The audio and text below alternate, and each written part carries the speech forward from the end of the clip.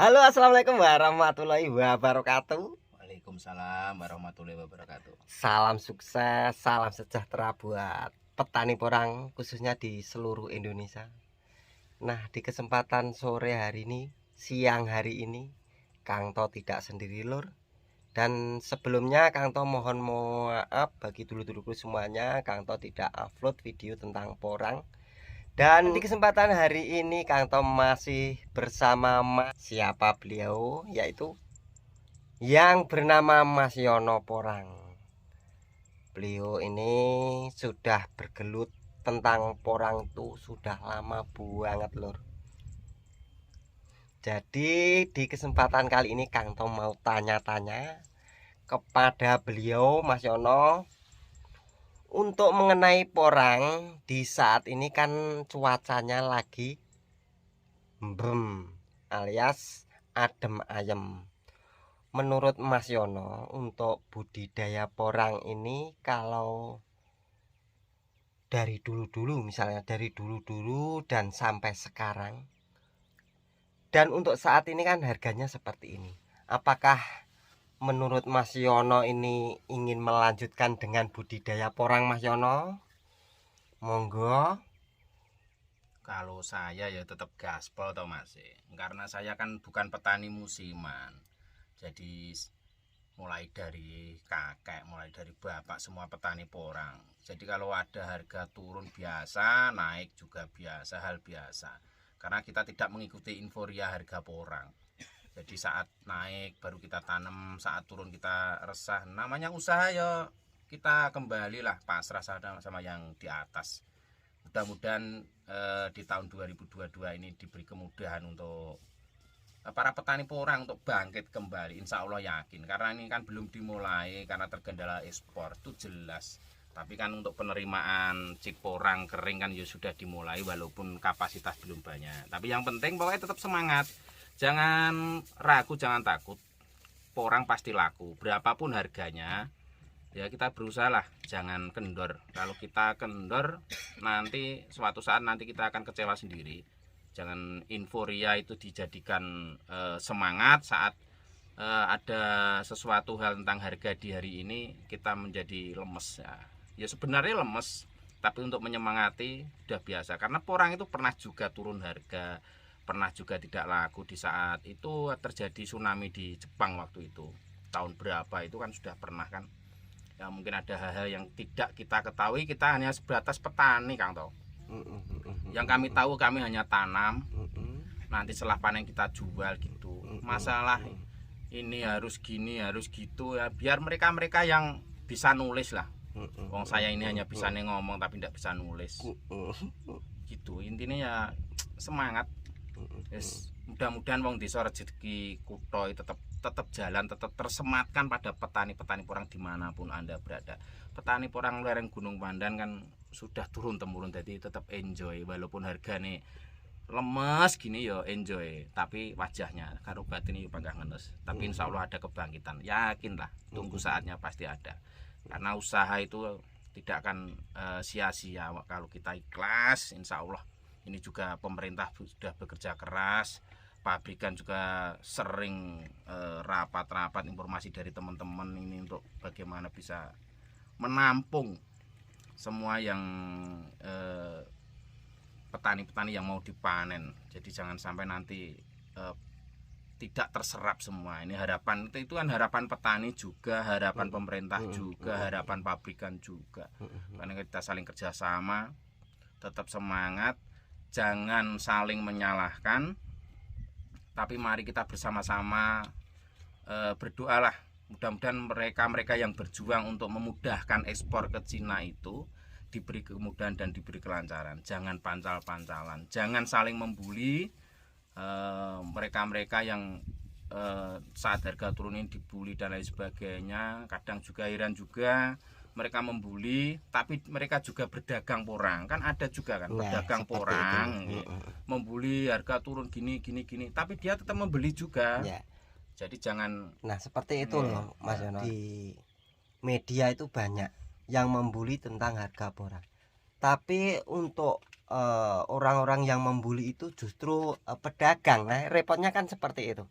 Jadi marilah kita bersama-sama berdoa supaya porang ini bisa lancar kembali dan harganya bisa meningkat lagi, kan seperti itu. Dan untuk Mas Yono ini Kang To akan barangkali Mas Yono mengetahui tentang saat ini kendala pertama untuk ekspor porang itu apanya, atau dari bawah nggak jalan, atau dari pemerintahan, atau dari pihak Cina, atau dari pihak luar sana gitu loh untuk ekspor porang ini. Ya intinya kalau saat ini saya sendiri kan karena bukan orang birokrasi dan juga hanya petani biasa, yang saya tahu itu ya memang intinya kan belum bisa ekspor gitu aja. Jadi nanti kalau kita bercerita A, B, dan C, nanti ujung-ujungnya kita saling menyalahkan. Saling menyalahkan ya. Dan saat ini kan kita itu harusnya itu satu tujuan, satu niatan, tidak saling menyalahkan siapa yang salah siapa yang benar. Tapi marilah kita berbondong-bondong bagaimana kita bermanfaat. Ribuan para petani porang, ribuan orang juga yang beraktivitas di bidang porang, pekerja dan lain sebagainya, itu mengharapkan porang itu jalan kembali. Jadi dampaknya itu sangat signifikan untuk ekonomi di dunia perporangan. Jumlah pekerja di bidang porang itu di perporangan itu kan tidak sedikit itu. Itu jumlahnya juga ribuan karena tersebar di seluruh wilayah Indonesia. Yang biasanya angkat-angkat atau naikkan ke truk, yang juga bekerja di pengeringan, pemanenan dan lain sebagainya, hari ini kan menjadi off semua, terhenti karena ya terkendala dengan harga dan juga penerimaan. Yang ini kan ya mudah-mudahan lah ini yang jelas kan belum bisa ekspor, walaupun bisa juga tonasenya belum banyak. Yang penyerapan porang itu terbanyak di Cina, dan saat ini Indonesia punya kendala untuk ekspor ke Cina. Untuk negara-negara lain sebenarnya tidak ada masalah, khususnya Jepang. Informasi dari teman-teman, tapi apakah data itu valid apa enggak, benar apa enggak saya kurang tahu, tapi yang saya garis bawahi intinya penyerapan porang itu yang terbanyak di Cina. Tapi saat ini memang belum, ini masih masih didiskusikan, sudah kemarin juga katanya pertemuan dari pemerintah, pabrikan dan juga petani, dilanjut kemarin juga ada pertemuan lagi dari seluruh pabrikan di Indonesia. Ya mudah-mudahan ada jalan keluar lah yang terbaik untuk kita semua. Ini karena kepentingan hidup hajat orang banyak lah, ribuan petani yang jelas. Ini untuk wilayah jutaan Pak Yon, bukan ribuan lagi untuk petani porang. Ya. Betul. Ini untuk yang di wilayah lereng Gunung Pandan itu aja sudah berapa ribu jiwa yang mengharapkan, menggantungkan hidupnya di dunia porang itu. Karena memang sudah euforianya sudah lama, cuman kan untuk gasnya kan ya belum lama juga. Ya mudah-mudahan ini menjadi, ya paling tidak hari ini kita bisa lebih bersyukur lagi lah, menerima tidak selamanya di atas, juga tidak selamanya di bawah, tidak selamanya oke. Jadi di saat mungkin harga porang tinggi, euforia kita itu mungkin kadang tidak terkontrol, hal-hal yang sifatnya positif mungkin malah berkurang, yang negatif mungkin malah bertambah. Ya mudah-mudahan ini menjadi pengalaman kita bersama untuk menyiapkan strategi khusus bagaimana kita menata ekonomi ke depan, bahwa saat kita mendapatkan income yang banyak dari tanam porang itu ya kita manfaatkan dengan baik-baik lah. Pokoknya jangan lupa bersyukur, tetap berusaha dan yakin. Dan untuk pengeringan informasinya hari ini kan sebenarnya bukan hal baru, itu hal lama. Jadi untuk pengeringan yang chip matahari penerimaan per hari ini dari status WA teman-teman dan bos-bos itu juga mintanya harus dicuci bersih dulu baru dikering, baru dijemur kan, dipasah baru dijemur. Itu sebenarnya sudah lama, dari tahun 80-an dulu malah dikupas itu. Semakin hari kebutuhan porang semakin banyak, semakin sembrono. Semakin. Ya. Jadi seperti itu ya. Ya, Sebenarnya kalau menurut Kang To ini sebenarnya gini loh Mas. Untuk porang itu kemarin di awal itu pengeringan. Bagaimana kita mengelola itu agar porang berkualitas. Tapi setelah harganya itu biasanya naik dan permintaan tinggi, jadi kurang memperhatikan dari segi kualitas seperti itu.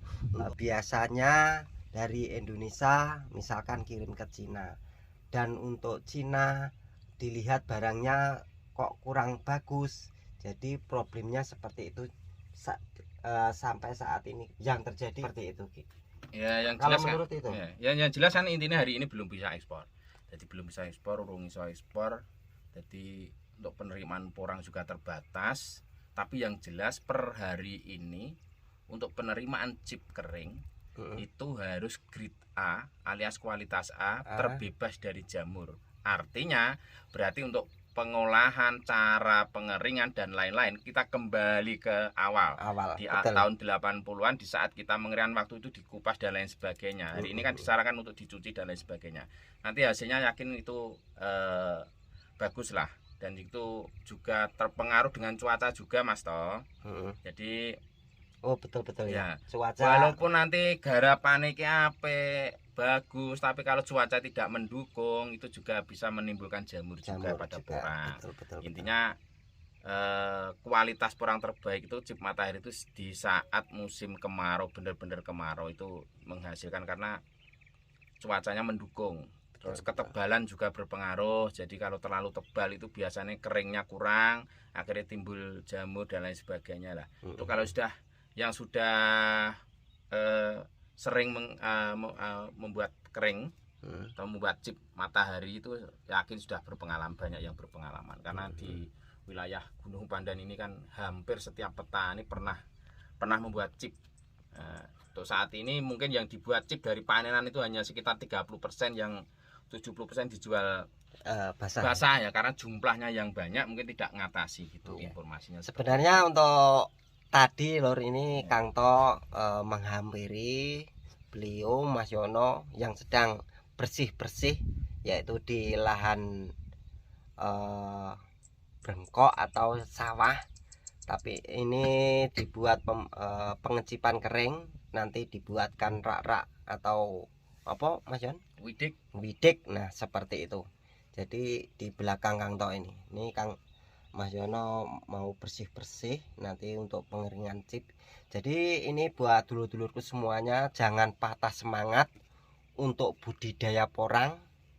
Mari kita sama-sama berdoa agar porang bisa lancar kembali, dan kita sebagai petani porang dari dulu yang sudah budidaya porang itu untuk mengenai harga porang itu sudah biasa, yaitu hukum pasar.